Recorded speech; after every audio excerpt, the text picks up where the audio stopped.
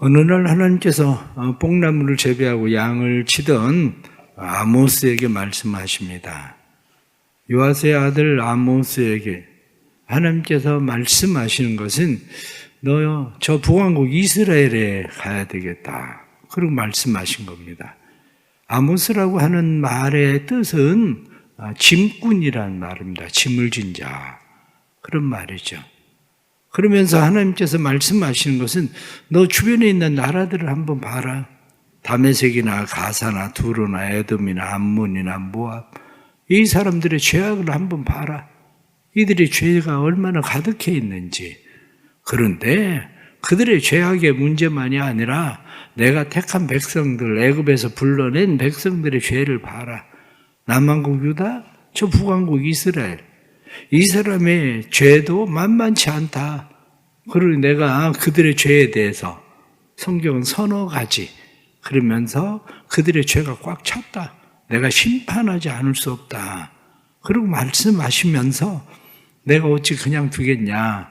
그런데 망할 저 이스라엘에 가서 망하지 않도록 얘기 좀 해라. 그리고 이야기를 하시는 겁니다. 아모스가 아마 말했을 겁니다. 하나님, 저는 남왕국 유다 사람이고 전 북왕국 이스라엘에 대해서는 잘 모릅니다. 그것뿐만 아니라 저는 선지 학교를 나온 사람도 아니고 저는 그냥 평범하게 농사짓고 그냥 양치는 그런 사람입니다. 그런데 하나님께서 그래도 네가 가서 말 좀 해라. 선지 학교 나온 사람들도 있지 않겠습니까? 그런데 하나님께서 말씀하시는 것은 너 말고 내가 보낼 만한 녀석이 없다. 내가 보낸다고 해도 그들이 내 말을 별로 들을 것 같지를 않다. 그러니까 네가 가서 말해라. 그래서 아모스 선지자가 바로 북왕국 이스라엘에 가서 너의 죄가 서너 가지 하나님 앞에 꽉 차서 결국엔 너희가 망하게 생겼다. 그리고 이야기를 하게 됩니다. 어거스틴은 말하기를 사람들은 자신이 사랑한다는 것 때문에 진리를 미워한다. 진리가 자신들을 밝혀줄 때는 진리를 사랑하고 진리가 자신들을 고소할 때는 진리를 미워한다. 그렇습니다. 북왕국 이스라엘에 가서 아모스 선지자가 그들의 죄를 밝히기 시작할 때에 그들은 아모스를 미워할 수밖에 없습니다. 오늘날 사람들도 마찬가지입니다. 설교를 듣는 마음이 그저 나한테 좋은 소리하고 잘 될 거라고 이야기하고 복 받을 거라고 얘기하면 그러면 진리를 받아들이는 것 같죠. 그걸 보고 기복신앙이라고 말하는 겁니다. 그것을 보고. 그런데 진리가 자신들을 고소할 때에 그것을 받아들일 줄 아는 게 필요한 거죠. 왜냐? 중병을 깨닫지 못하는 것이 심판입니다. 심판은 멀리 있는 게 아니고 심판은 중병에 대해서 깨닫지 못하는 것. 그것이 바로 심판입니다.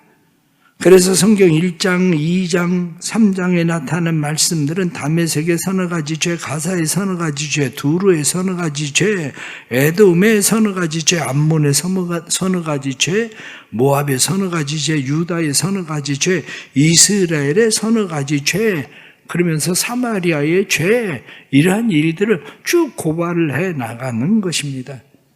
잠언 6장 15절부터 19절에 나타난 말씀을 보면 그러므로 그의 재앙이 갑자기 내려 당장에 멸망하여 살 길이 없으리라.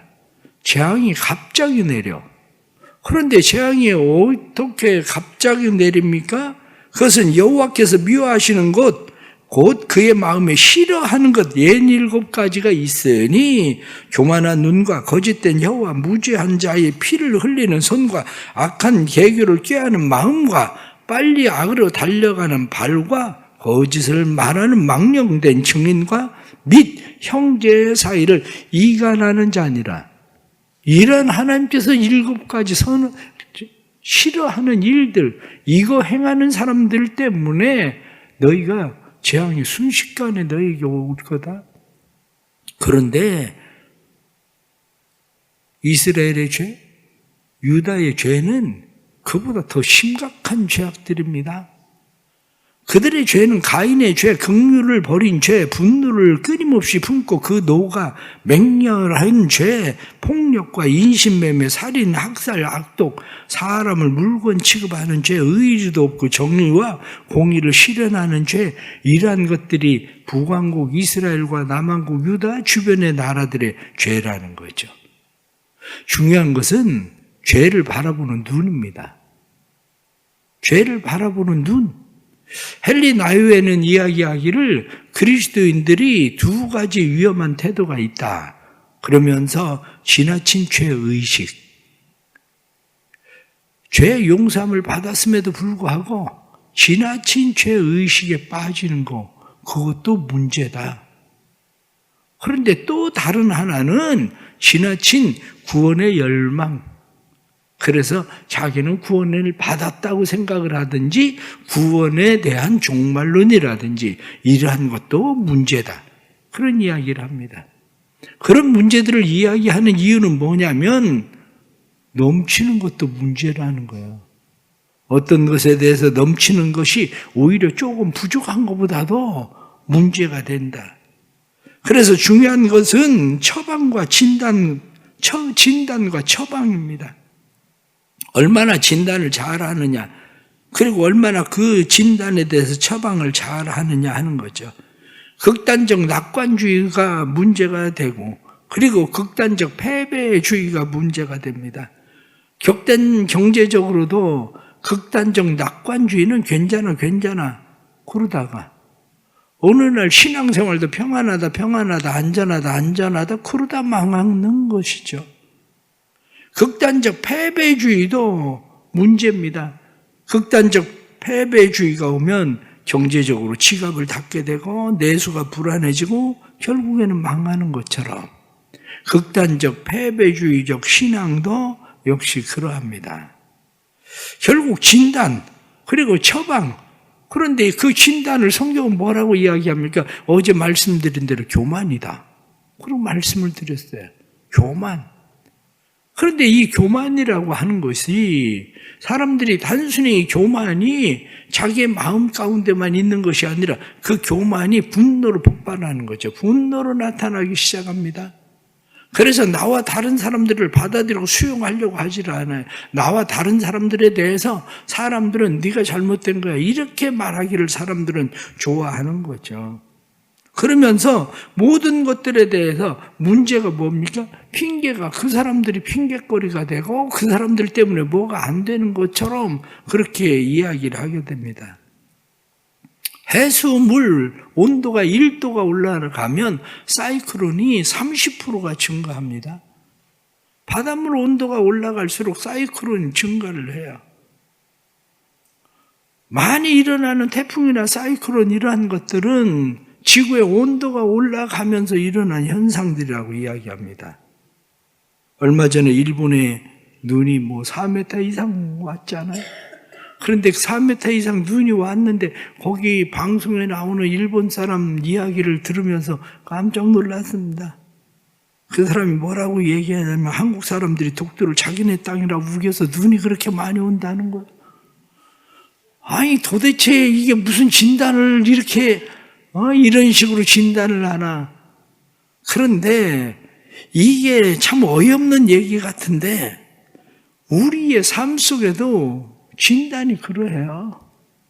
내 문제 때문에, 내 죄 때문에 어떤 문제가 생기는 게 아니라 다른 사람들 때문에 내가 그렇게 되었다고 사람들은 생각을 하는 거죠. 다른 사람들 때문에.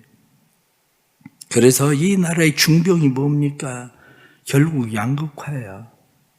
이 나라의 양극화, 정치적 양극화, 경제 양극화, 문화의 양극화, 이러한 양극화들로 인해서 나라가 힘들고 어려운 거죠.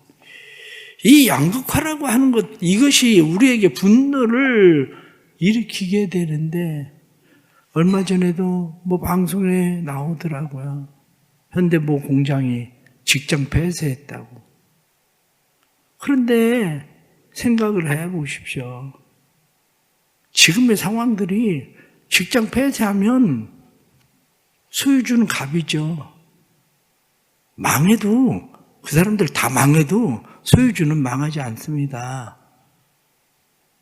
내 값 때문에 우리가 이런 일을 당한다고 생각하지만 그러면 하청업체들은 어떻게 되는 건데요? 직장을 폐쇄하면 거기다 다 납품을 해서 먹고 살던 사람들은 우리 봉급 좀 못 올려서 우리 요구 관철시키지 않아서 그래서 우리가 이렇게 된 거다. 우리 탓 아니고 저 사람들 탓이다. 이것만 옳은 건가? 이게 양극화라고요. 이게. 그러니까 점점 이러한 일들이 생기는데 성경에 나타난 말씀은 그것을 뭐라고 이야기합니까? 종교적으로 이야기하면 너희가 전당 잡은 옷을 제단 옆에서 깔고 누워있다. 전당 잡은 옷이라고 하는 것은 그때 당시에 가난한 사람들이 이불이 없어요. 그러니까 겉옷을 두르고 있다가 그 사람들이 그것을 전당 잡아요. 그럼 저녁이 되면 기온이 떨어지니까 전당 잡은 옷은 돌려주는 거예요. 밤에 덥고 자라고 그리고 아침에 다시 그것을 회수해야 되는 게 그게 법이라는 거예요. 그런데 전당 잡은 옷을 깔고 누워버렸다는 거예요. 그것도 제단 옆에서 제단에서 또 다른 하나는 너희가 전당 잡은 포도주를 가져다가 제단에서 즐긴다는 거예요. 그것을. 성경 4장 4절 말씀을 보면 뭐라고 되어 있습니까? 4장 4절 말씀부터 보면 너희는 베델에 가서 범죄하며 길갈에 가서 죄를 더하며 아침마다 너희 희생을 3일마다 너희 11조를 드리며 누룩 넣은 것을 불살라 수은제로 드리며 낙헌제를 소리에 내어 선포하려무나 이스라엘 자손들아 이것이 너희가 기뻐하는 바니라 주 여호와의 말씀이니라. 너희가 이것을 기뻐하는 바다. 그렇게 말씀합니다. 그런데 하나님은 그 일에 대해서 무엇라고 이야기하십니까? 하나님은 그 일에 대해서 내가 이러한 일에 대해서 미워하는 바다.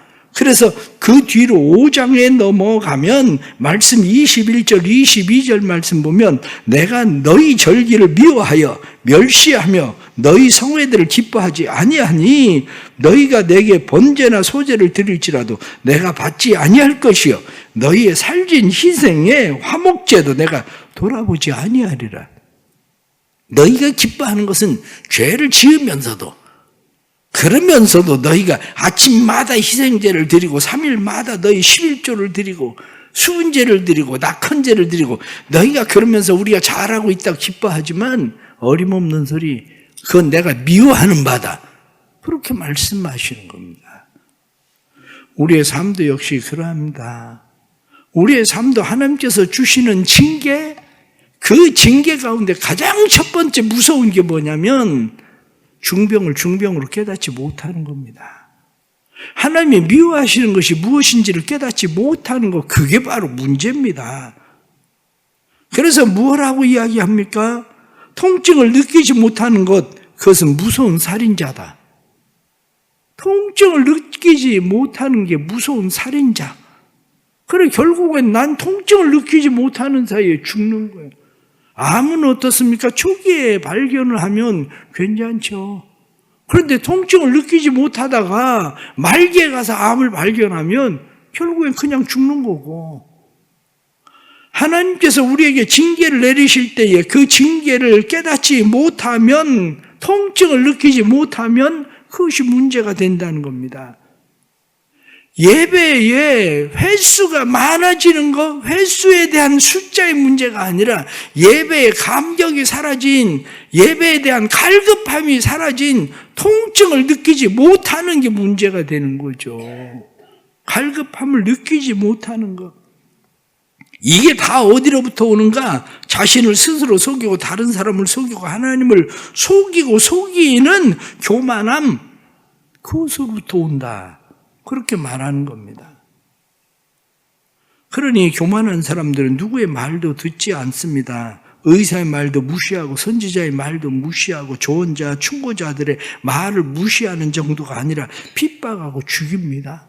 오히려 그들의 입을 막아버립니다. 므낫세는 어떻습니까? 유다의 가장 악한 왕이었었던 므낫세는 자기에 대해서 바른 말을 하고 있었던 이사야 선지자를 톱으로 켜서 죽이지 않습니까?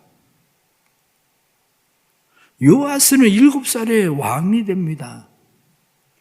요아스가 7살에 왕이 됐었던 것은 아달랴가 자기의 손자들을 전부 다 죽일 때에 빼내와서 살아난 아들이 요아스입니다. 그런데 이 요아스를 여호야다가 잘 돌봐줍니다. 그랬다가 7살까지 자랐을 때에 요아스를 왕으로 세웁니다. 아달랴를 죽이고. 그런데 여호야다가 죽으니까 잔인한 독재자가 됩니다. 요아스가 잔인한 독재자가 되니까 여호야다의 아들 사가랴가 그에게 이야기합니다. 왕이시여 그렇게 하면 안 됩니다. 그리고 이야기를 합니다. 그랬더니 저놈 돌로 쳐 죽여라. 그래서 돌로 쳐 죽입니다. 이게 왜 그렇습니까? 망조가 들면 아픔을 느끼지 못한다니까요. 통증을 느끼지 못합니다. 죄를 죄로 느끼는 게 아니라 그런 얘기를 하는 사람들이 늘 거스릴 뿐이죠. 우리도 역시 마찬가지입니다. 그러한 일들에 대해서 우리가 죄를 느끼지 못하면 우리의 신앙생활이라고 하는 것이 하나님에 대한 개념이 없다면 제가 설교 준비를 하면서도 생각하는 것이 내가 설교 준비를 이렇게 할 때에 하나님에 대한 개념이 없는 사람들이 이 설교를 들으면 무슨 의미가 있을까? 이게 도대체 하나님에 대한 개념이 없는데 내가 이렇게 이야기한들 이 사람들에게 무슨 의미가 있나? 바로 이 문제입니다.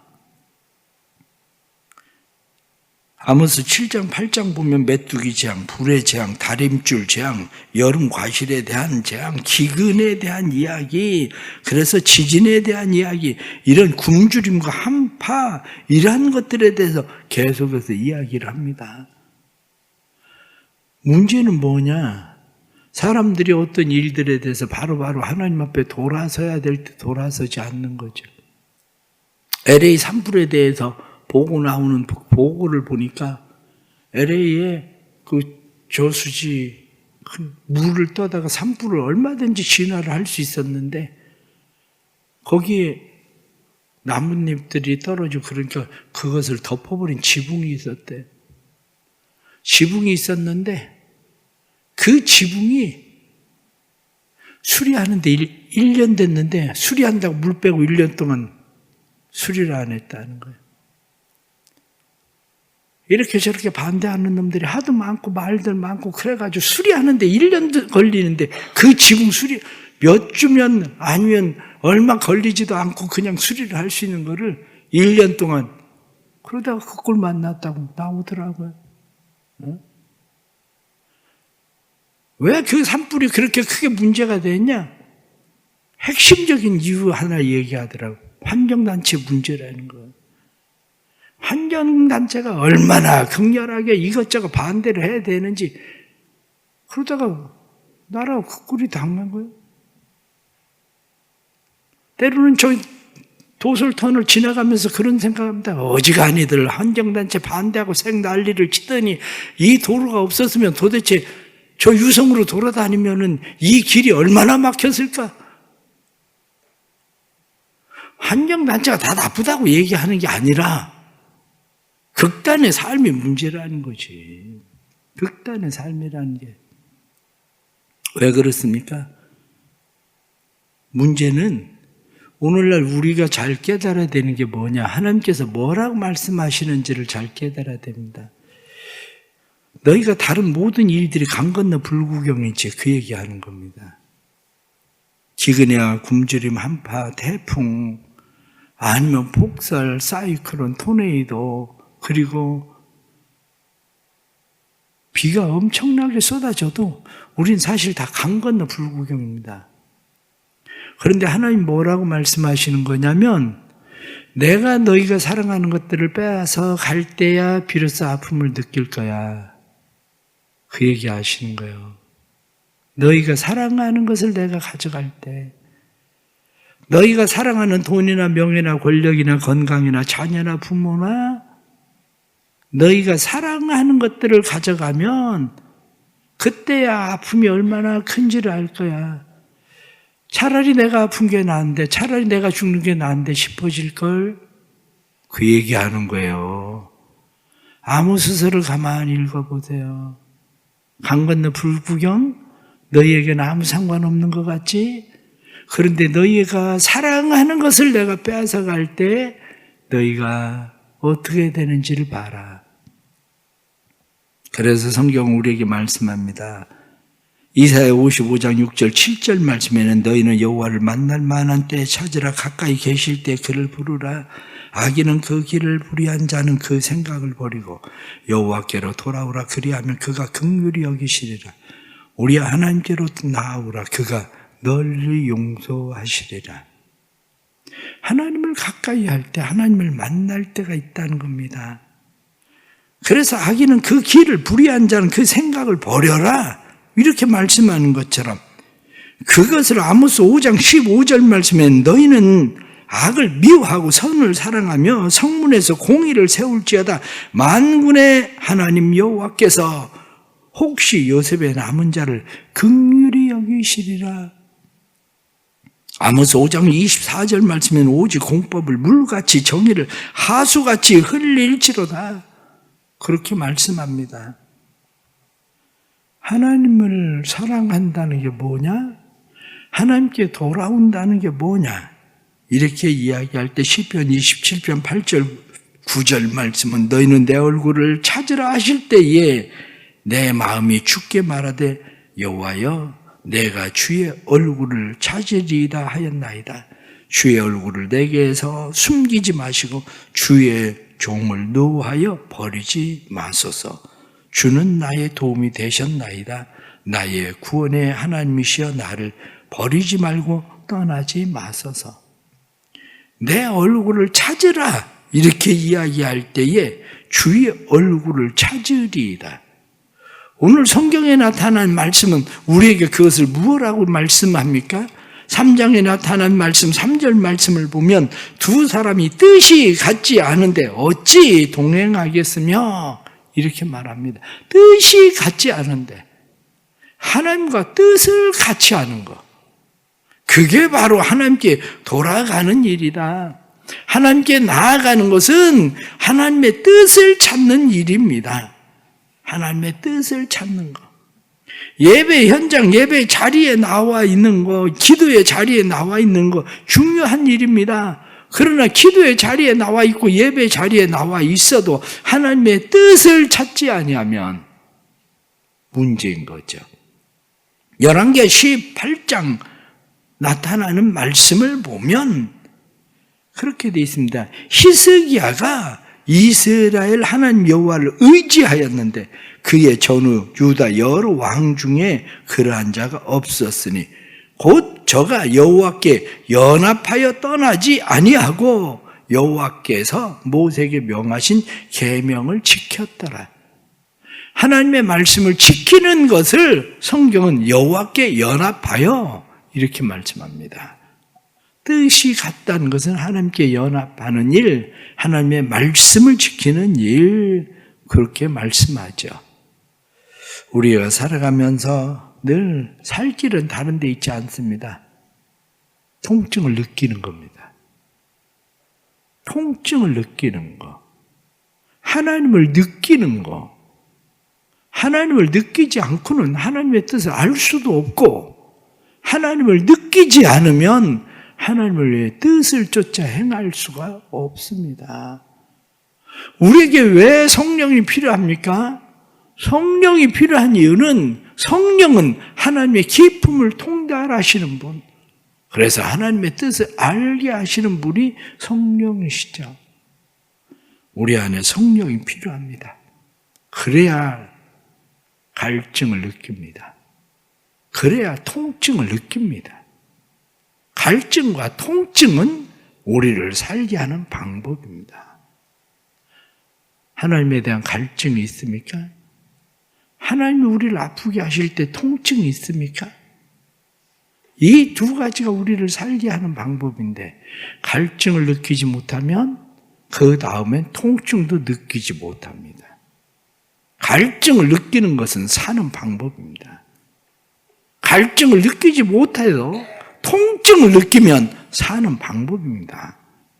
그런데 갈증과 통증을 느끼지 못하면 중병을 깨닫지 못하는 그 자체가 심판입니다. 우리의 삶에 중병을 깨닫는 은혜가 있기를 축복합니다. 그래서 우리 안에 갈증과 통증을 깨닫는 은혜로 회복되는 귀한 역사가 일어나기를 간절히 바랍니다. 기도하겠습니다. 하나님 아버지, 우리가 살아가면서 우리의 삶의 모든 것을 깨닫지 못합니다. 하나님께서 은혜를 베풀어 주셔서 우리의 삶의 갈증과 통증을 깨닫지 못하고 살아가는 우리의 삶의 모습들 하나님께서 너무 잘 아시니 우리의 마음에 은혜를 주시고 우리로 하여금 살게 하시는 은혜를 허락해 주옵소서. 진실로 주 안에 살게 해주시고 주님의 선하신 뜻을 이룰 수 있도록 도와주셔서 우리로 하여금 하나님의 뜻 가운데 세워지도록 성령님 역사하여 주옵소서. 우리를 주께서 축복하시되 우리로 하여금 갈증을 깨닫게 해주시고 통증을 깨닫게 해주셔서 우리의 삶이 오직 하나님의 은혜 거룩함을 보게 해주시고 회복의 은혜로 나타나게 하시되 3월 한 달도 주님과 동행하게 하여 주옵소서. 뜻이 같지 아니하면 어찌 동행하겠느냐 하고 말씀하신 대로 하나님과 뜻이 같아서 하나님의 계명의 말씀을 지키며 살아갈 수 있도록 은혜 베풀어 주옵소서. 감사하며 귀한 헌금 드립니다.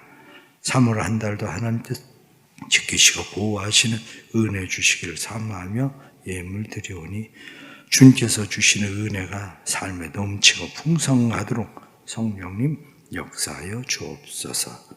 사랑하는 성도들의 삶에 주께서 함께 하시고 3월 한 달도 주님과 동행하는 삶이 되도록 인도해 주옵소서. 지금은 우리 주 예수 그리스도의 은혜와 아버지 하나님 크신 사랑과 성령의 감화, 감동, 교통하시며 충만하심이 사랑하는 모든 성도들이 함께 하시고 교회 위에 함께 하셔서 우리의 갈증과 우리의 통증을 느낌이 전심으로 하나님 앞에 돌아가는 일이 되게 하시기를 간절히 축원하옵나이다. 아멘.